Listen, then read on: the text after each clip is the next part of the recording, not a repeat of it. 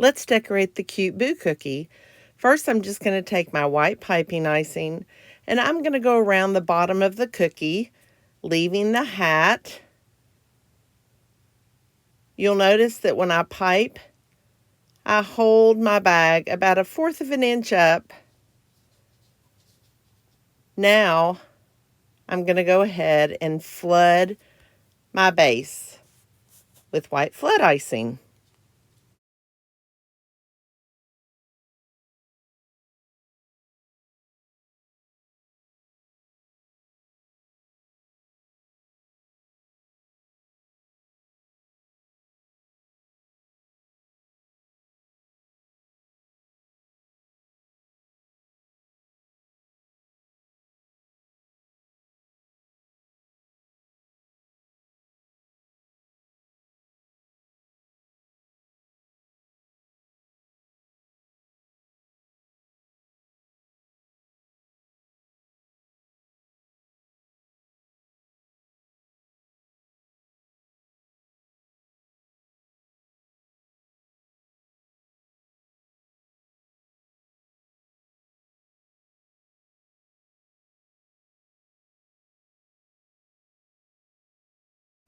So now that the bottom of my cookie is completely flooded, I'm going to go ahead and take my black icing and I am going to go around the top where the hat is. First, I'm going to outline it.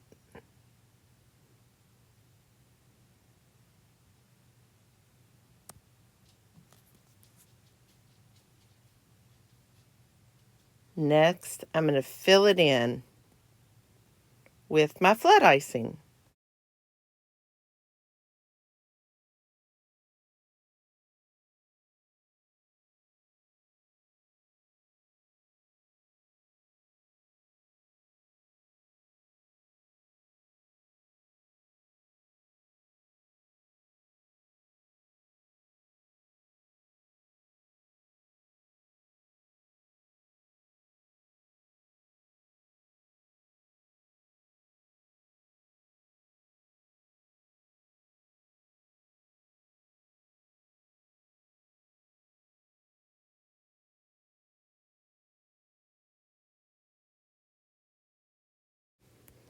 Now my white icing is still wet, so all I'm going to do is I'm going to take those cute royal icing transfer letters and I'm going to plop them right on top of that wet icing and it's going to make them stick. Now, if you allow your cookie to dry, all you have to do is put just a little bit of piping icing on the back of the letters and stick them to the cookie. But I like doing it when the cookie's wet because then the letters will sink down in just a little bit and I think they're a little bit more secure.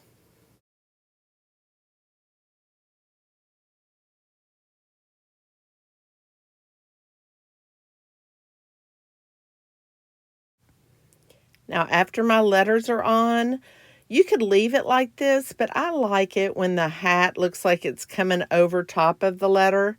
So I'm going to take my black icing and I'm going to do the same thing that I did just a minute ago. I'm going to flood it with the black. First I'm piping it and then I'm flooding it.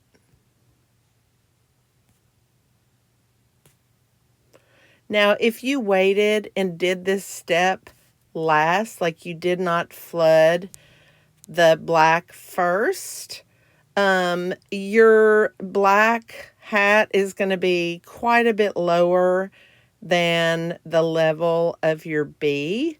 So that's why I did the the two-step process so that that black hat is a little bit higher on the cookie and it looks like it's sitting over top of the letter.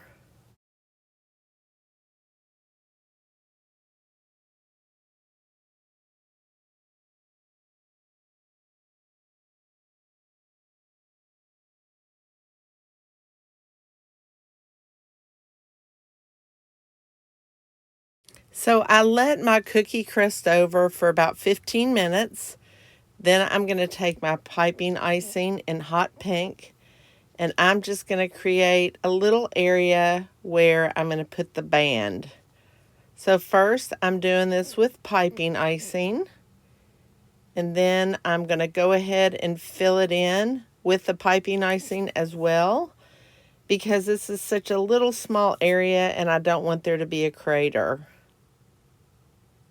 And then you'll see I'm going to take my scribe and I'm just going to kind of tap it, and that helps the icing even out.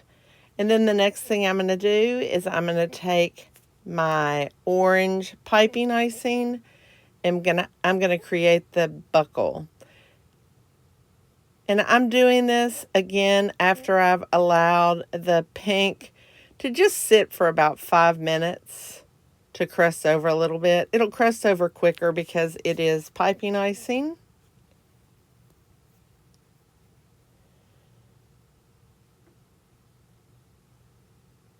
And I'm just making it a little bit thicker, again, using my piping icing. And then this cookie is finished.